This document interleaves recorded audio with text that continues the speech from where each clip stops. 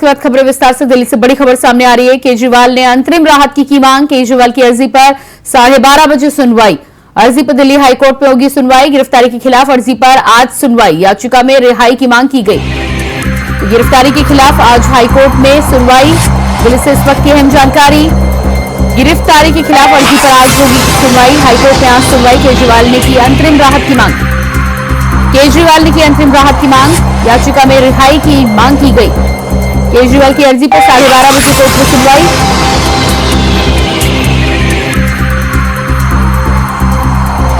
केजरीवाल की अर्जी पर 12:30 बजे कोर्ट में सुनवाई। गिरफ्तारी के खिलाफ अर्जी पर सुनवाई आज हाईकोर्ट में। आज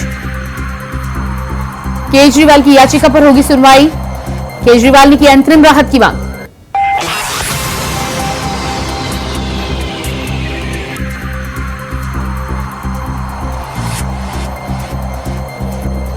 और इसी खबर पर हमारे साथ दिल्ली से संवाददाता अजय चौहान लाइव जुड़ चुके हैं। जी अजय, केजरीवाल की जमानत की याचिका को लेकर जिस तरह से आज हाईकोर्ट में सुनवाई होनी है, केजरीवाल ने अंतरिम राहत की मांग की है।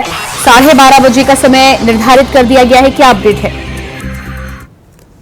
अरविंद केजरीवाल की जो गिरफ्तारी हुई थी उसको चैलेंज किया हाईकोर्ट के अंदर। आज फिर 12:30 बजे इसको लेकर दोबारा सुनवाई है। किसी ने कहा था अरविंद केजरीवाल को बेबुनियादी गिरफ्तार किया गया था, यानी कि उनके खिलाफ कोई सबूत नहीं है, लेकिन उसको आज फिर हाईकोर्ट में चुनौती दी गई है। जी बिल्कुल, तो जिस तरह से हाईकोर्ट में चुनौती दी गई है, संजय सिंह को जमानत मिल गई थी क्योंकि ईडी ने वहां पर जमानत का विरोध नहीं किया था, लेकिन अरविंद केजरीवाल को लेकर ईडी की तरफ से जिस तरह से आज बयान पर बयान निकलकर सामने आए हैं, जांच में सहयोग न करने की बात की गई है, साथ ही साथ उन्हें मुख्य साजिशकर्ता बताया गया है। ऐसे में आज हाईकोर्ट की कार्रवाई को किस तरह से देख रहे हैं आप? क्या कुछ फैसला आ सकता है? बिल्कुल देखिए, जिस तरह से ईडी ने हाईकोर्ट हो या राजौरी कोर्ट के अंदर जिस तरह से अरविंद केजरीवाल के खिलाफ साफ कहा था अरविंद केजरीवाल ही इस मास्टरमाइंड के ठेकेदार है, यानी पूरा सरगना नीको बताया गया था कोर्ट के सामने भी। लगातार जिस तरह अरविंद केजरीवाल के खिलाफ जो सबूत मिले, कहा था हमारे पास पर्याप्त सबूत है जो अरविंद केजरीवाल के खिलाफ काफी है, जो कि जमानत नहीं मिल सकती, इसलिए अरविंद केजरीवाल को करीब 10 दिन रिमांड ईडी के साथ रहे। अब 15 दिन के लिए न्याय हिरासत में भेज दिया गया। लेकिन लगातार जिस तरह से आज चुनौती दी जाएगी, आखिरकार जिस तरह संजय सिंह को छोड़ा गया, ईडी के पास कोई सबूत नहीं था, बार बार कहते रहे कि संजय के खिलाफ सबूत है, लेकिन ईडी ने कल विरोध नहीं किया और उन्हें जमानत मिल गई है। इसी को लेकर आज फिर हाईकोर्ट में सुनवाई की। अरविंद केजरीवाल के खिलाफ भी कोई सबूत नहीं है। जानबूझ कर बीजेपी इस तरह से ईडी का इस्तेमाल कर रही है और आम आदमी पार्टी को खत्म करने की कोशिश कर रही है। अब देखना यह होगा 12:30 बजे जब सुनवाई होगी कि अरविंद केजरीवाल को राहत मिलेगी या फिर उन्हें कोई झटका मिलेगा। जी, अरविंद केजरीवाल के वकीलों की बात करें तो आज क्या कुछ दलीलें दे सकते हैं कोर्ट के सामने जमानत को लेकर? देखिए, जो आम आदमी पार्टी के जो केजरीवाल के वकील है लगातार दलील देते आ रहे हैं, लेकिन उनके पास अभी तक कोई प्रमाण प्राप्त नहीं कर पाए, क्योंकि सुप्रीम कोर्ट भी गए, हाईकोर्ट भी गए और राजौरी कोर्ट भी गए। लगातार वही कहा जो ईडी ने कहा था हमारे पास पूरे सबूत है, लेकिन वो चैलेंज नहीं कर पाई आम आदमी पार्टी के जो अरविंद केजरीवाल का वकील है। देखना ये होगा कि आखिरकार आज क्या सबूत पेश करेंगे। लेकिन उन्होंने कहा कि जिस तरह से अरविंद केजरीवाल की गिरफ्तार की गई थी वो जल्दबाजी में की गई थी, क्योंकि समय मिलना चाहिए, उसको भी आधार बनाया जाएगा इसके अंदर, क्योंकि समय दिया जाता है कि क्योंकि दिल्ली के मुख्यमंत्री हैं, अचानक से पूछताछ की उनको गिरफ्तार कर लिया, उसको चैलेंज किया था। अब देखना यह है कि आज आखिरकार 12:30 बजे के बाद जब सुनवाई होगी तो अरविंद केजरीवाल को कितनी राहत मिलती है और वकील जो उनके हैं वकील वो क्या क्या उसमें तथ्य रखते हैं, किस आधार पर उनको जमानत की अपील करेंगे, क्योंकि अरविंद केजरीवाल ने कहा कि अंतिम जमानत मुझे दी जाए।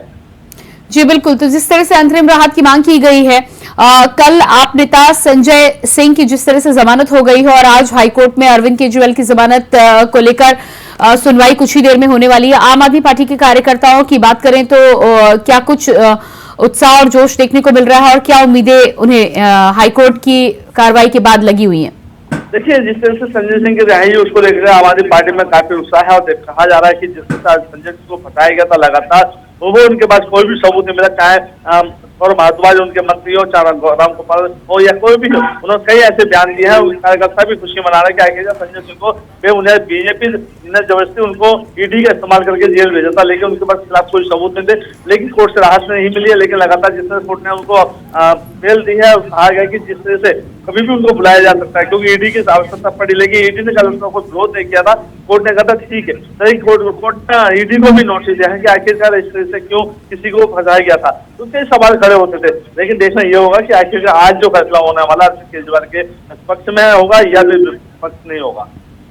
जी बिल्कुल। तो इस पूरे मामले में जिस तरह से संजय सिंह को लेकर भी आम आदमी पार्टी पहले ही दोहरा रही थी कि इस केस में संजय सिंह का कुछ लेना देना नहीं है, जिसके बाद कोर्ट ने कल ईडी से पूछा था कि संजय सिंह को हिरासत में रखना क्यों जरूरी है, जिसके बाद ईडी ने कहा था कि जमानत दी जा सकती है।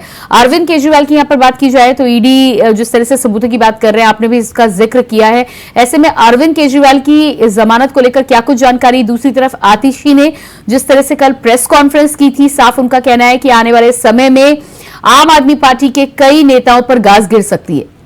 बिल्कुल, देखिए जो सवाल खड़ा होता है, जब अरविंद केजरीवाल कोर्ट में गए थे तो उनके वकील ने कहा था सारे जो मास्टरमाइंड थे वो मैं नहीं था, मेरे पीछे जो नेता आते थे, जो विधायक मंत्री आते थे, जो उसके साथ सांठगांठ होती, जो रिपोर्ट करता था विजय नायर उनको करता था, तो ऐसे में उनके नाम लिए आतिशी सौरभ भारद्वाज का नाम लिया। लेकिन उसके बाद तुरंत ही प्रेस कॉन्फ्रेंस की गई, आतिशी ने सीधा राघव चड्ढा का नाम लिया, उसके अंदर सुरेश पाठक का नाम लिया, यानी कि 4 मंत्रियों का, 4 लोगों का और नाम उसमें लिया है। यानी कहीं ना कहीं जिससे घबराहट हुई, अरविंद केजरीवाल के जो बयान थे कोर्ट के अंदर, जो उनके वकील ने कहा, उसको लेकर कहीं ना जो आतिशी घबराई हुई थी, तभी उन्होंने लगातार बीजेपी को ही घेरते नजर आए कि आखिरकार बीजेपी करना क्या चाहती है, जिस तरह ईडी का इस्तेमाल कर रही है, और अब और 4 लोगों को, आम आदमी पार्टी के जो 4 नेता हैं उनको और जल्दी जेल भेजेगी। तो हो सकता है कि जिस तरह से सुनवाई की जा रही है और आज क्या फैसला होगा, क्योंकि अरविंद केजरीवाल के बयान ही आम आदमी पार्टी के जो नेता हैं उनको फंसाते नजर आए, क्योंकि साफ साफ कहा इससे मेरे जी अजय, आप बने रहिएगा हमारे साथ।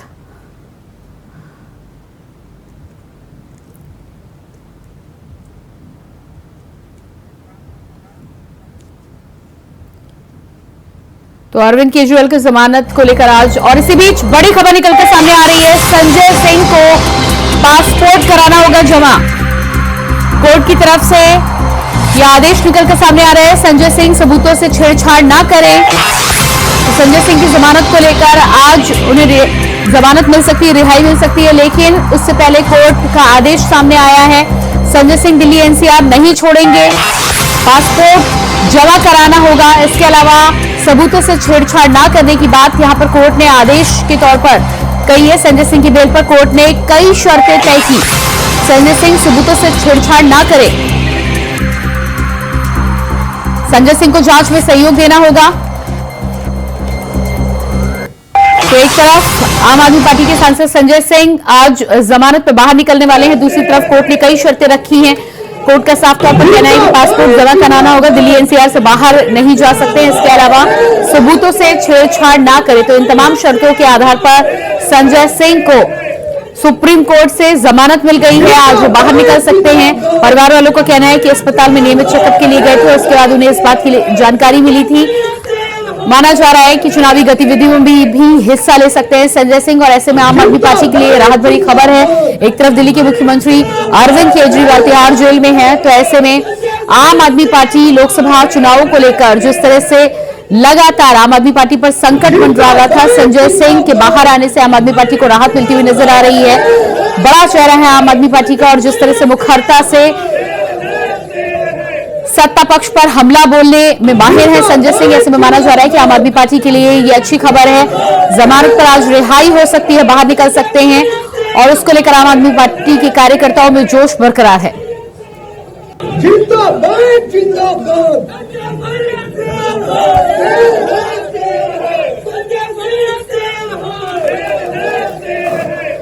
तो संजय सिंह को लेकर कोर्ट ने आदेश जारी किए हैं, शर्तों के आधार पर आज जमानत दी जाएगी। साफ तौर पर कहा गया है कि पासपोर्ट जमा कराना होगा, दिल्ली एनसीआर से बाहर नहीं जा सकते, और साथ ही साथ सबूतों से छेड़छाड़ ना करे संजय सिंह।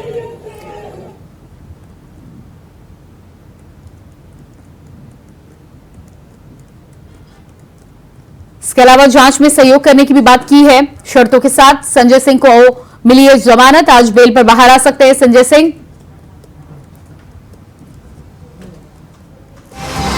और इसी बीच एक बड़ी खबर निकलकर सामने आ रही है, संजय सिंह की पत्नी ने बेल बॉन्ड भरा। संजय सिंह की पत्नी ने बेल बॉन्ड भरा।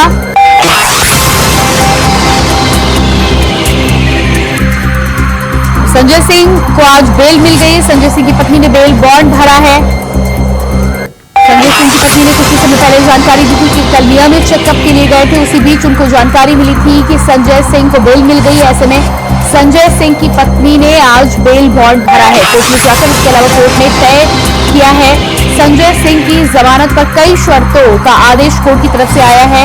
साफ तौर पर संजय सिंह को पासपोर्ट जमा कराना होगा। इसके अलावा दिल्ली एनसीआर से बाहर नहीं जा सकते संजय सिंह। सबूतों से छेड़छाड़ न करने और जांच में सहयोग करने की बात की है। और इसी खबर पर हमारे साथ दिल्ली से संवाददाता अजय चौहान लगातार बने हुए हैं। जी अजय, संजय सिंह को लेकर जिस तरह से जानकारी सामने आ रही है, बेल पर बाहर आएंगे लेकिन बॉन्ड उनकी पत्नी ने भरा है और इसके अलावा शर्तों पर बाहर आएंगे। कोर्ट ने कई शर्तों का आदेश दिया है, क्या कुछ पूरी जानकारी है? देखिए, जिस तरह से संजय सिंह की जो बेल हुई है उसमें पहले ही कोर्ट ने कई शर्तें रखी थी। कल भी उसको किया था कि संजय सिंह पार्टिसिपेट कर सकते हैं, लेकिन वहाँ पुलिस की निगरानी रहेगी, लेकिन घर से या एनसीआर से कहीं बाहर जा सकते हैं, क्योंकि कोर्ट कभी भी उनको बुला सकती है, ईडी कभी भी सम्मान भेज सकती है। ऐसे में शर्तों के नियमानुसार उनको भेजा गया, क्योंकि अभी जांच बराबर चल रही है। जांच उनको सहयोग करना होगा, क्योंकि संजय सिंह ने जांच में सहयोग किया था, लेकिन लगातार उनको इसलिए छोड़ा गया कि आप बाहर जा सकते, देखो तबियत का भी हो दिया जाएगा। उनकी तबियत खराब हो रही है, उनके घर में जो थी उनकी भी तबियत खराब थी। तो देखिए, कहीं ना कहीं संजय को राहत तो मिली है, लेकिन किसी भी कोर्ट के अंदर के अंदर ही उनको रहना पड़ेगा।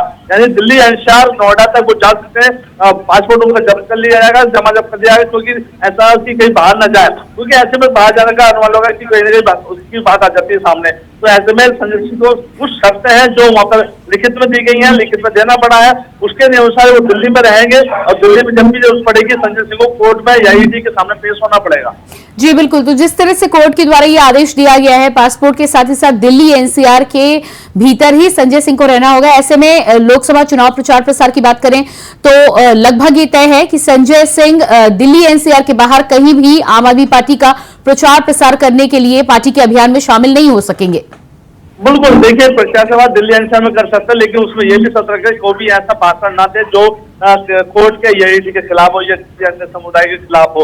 उसमें भी शर्त रखेगी, आप पार्टी प्रचार कर सकते हैं, लेकिन नियमों अनुसार अपनी सभ्यता में रहते हुए, अपने नियमों के साथ रहते हुए वो कर सकते हैं। लेकिन जिस तरह से संजय सिंह को राहत तो मिली, लेकिन वही अभी भी स्थिति समझे कि जिस तरह बेल दी गई है और ईडी के साथ में उनको रहना पड़ेगा, जब चाहे बुला सकते हैं। पुलिस जो पुलिस उनके रहेगी मौजूद है, तो सुरक्षा भी उनको बढ़ा दी गई है, सुरक्षा उनको दी गई है, और ताकि कोई भी चीज हो, क्योंकि आम आदमी पार्टी के जो संजय सिंह नेता है वो लगातार लोगों के बीच में रहे हैं। अब जो चुनाव का समय भी चल रहा है, उनको लोगों से मिलना जुलना भी होगा, तो ऐसे में कई सबूत भी हो सकते हैं, दावे कर सकते हैं। तो ऐसे में भी सरकारी दी गई है हाईकोर्ट के द्वारा कोई भी सबूतों के खिलाफ यह सबूत मिटाने की कोशिश न की जाए, क्योंकि उनके मोबाइल पहले से ही कोर्ट के पास से उन्होंने पूरी जांच की गई थी। तो ऐसे में ईडी ने कल ही उनको कोई जोर निकाला, लेकिन हो सकता है कि आखिरकार जो बेल दी गई है कहीं ना कहीं कुछ हो, लेकिन ये उम्र की संजय को राहत तो मिली है।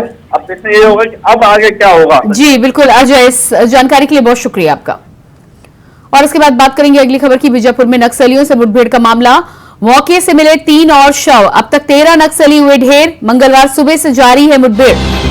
डीआरएफ, सीपीआरएफ, कोबरा बटालियन और बस्तर बटालियन का संयुक्त ऑपरेशन। बीजापुर में नक्सलियों से मुठभेड़ का मामला, मौके से मिले 3 और शव। बीजापुर में नक्सलियों से मुठभेड़ का मामला, डीआरएफ, सीआरपीएफ, कोबरा बटालियन और बस्तर बटालियन का संयुक्त ऑपरेशन।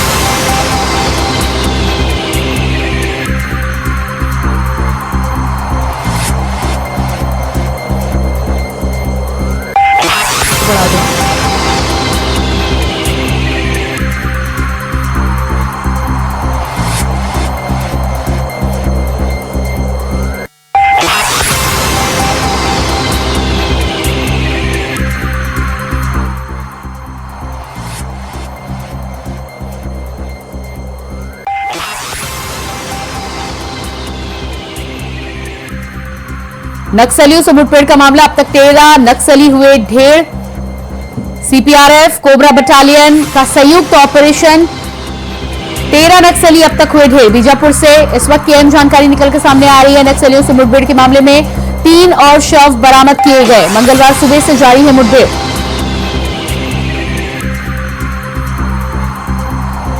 नक्सलियों के खिलाफ ऑपरेशन में डीआरएफ, सीपीआरएफ, कोबरा बटालियन का संयुक्त ऑपरेशन। बीजापुर में नक्सलियों से मुठभेड़ के मामले में 3 और शव बरामद किए गए। अब तक 13 नक्सली ढेर।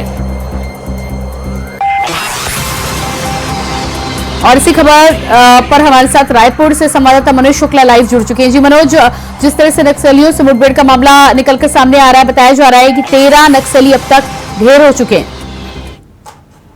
जी जी प्रियंका, बिल्कुल। प्रियंका, आपको बता दें कि मंगलवार की सुबह जो है यहाँ बस्तर के नक्सलवादी एरिया है।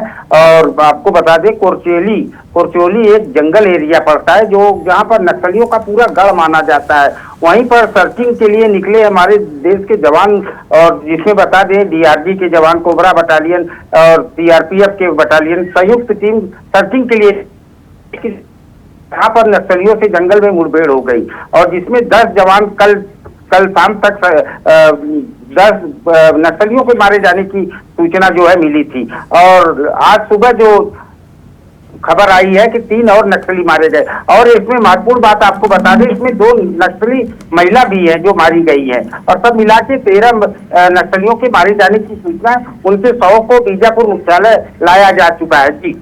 जी बिल्कुल। तो जिस तरह से ऑपरेशन में 13 नक्सलियों को ढेर किया गया है, इस ऑपरेशन को लेकर इस समय क्या ताजा अपडेट है? क्या ऑपरेशन अभी भी जारी है? जी प्रियंका, ऑपरेशन लगातार अभी भी नक्सलियों से मुठभेड़ जारी है। जी बिल्कुल। तो इस पूरे मामले में जिस तरह से लगातार संयुक्त कार्रवाई की जा रही है, क्या कुछ जानकारी मिल पा रही है? कब तक ये ऑपरेशन चलेगा, और साथ ही साथ किस इनपुट पर इस ऑपरेशन को शुरू किया गया था?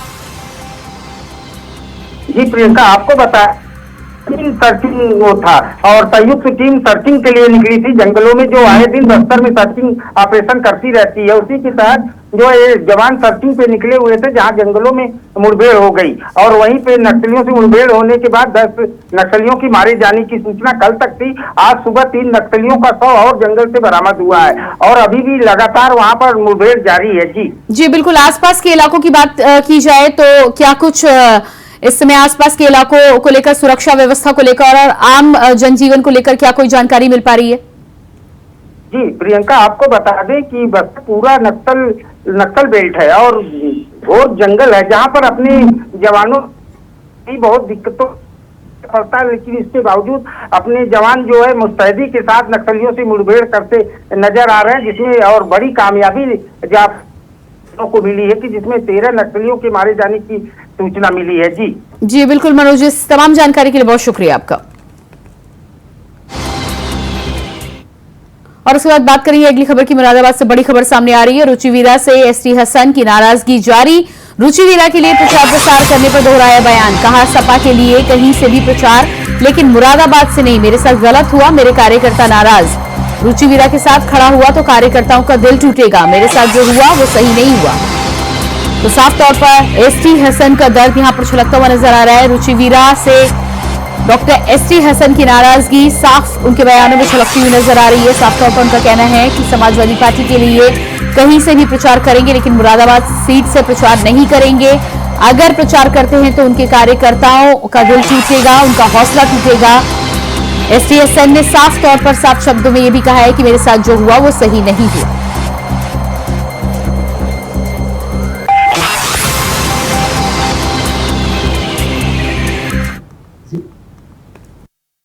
देखिए, मैं तो समाजवादी पार्टी का इलेक्शन मुरादाबाद के अलावा कहीं भी लड़ा हूँ और लड़ाऊंगा, लड़ा भी रहा हूँ। मुरादाबाद में जो कुछ मेरे साथ हुआ है, मैं एक इंसान हूँ और वो स्वाभाविक है कि मैं इनका इलेक्शन किस तरह से लड़ा सकता हूँ। मेरे सारे कार्यकर्ता मुझसे नाराज हो जाएंगे। ने उन्हें टिकट दिया, सांसद बनाया, उसके आधार पे आज उन्हें खुद आके समाजवादी में इलेक्शन लड़ाना चाहिए था। तो देखिए, ऐसा है, हमने समाजवादी पार्टी की मुसलसल खिदमत करी। डॉक्टर एसटी हसन से पॉलिटिशियन नहीं है, इस शहर का बहुत सीनियर सर्जन भी है। समाजवादी पार्टी की विचारधारा से प्रभावित हैं और हमेशा रहेंगे, मदद करेंगे, लेकिन अपनी बेइज्जती के बाद कैसे कोई करेगा? मैं, सब इंसान है। अपने कार्यकर्ताओं को रोता देखकर उनके खिलाफ मैं कहीं खड़ा हो जाऊं, क्या ये मुनासिब है? और इसी के साथ फिलहाल इस बुलेटिन में इतने ही। खबरों के लिए बने रहिए इंडिया वॉइस के साथ। नमस्कार।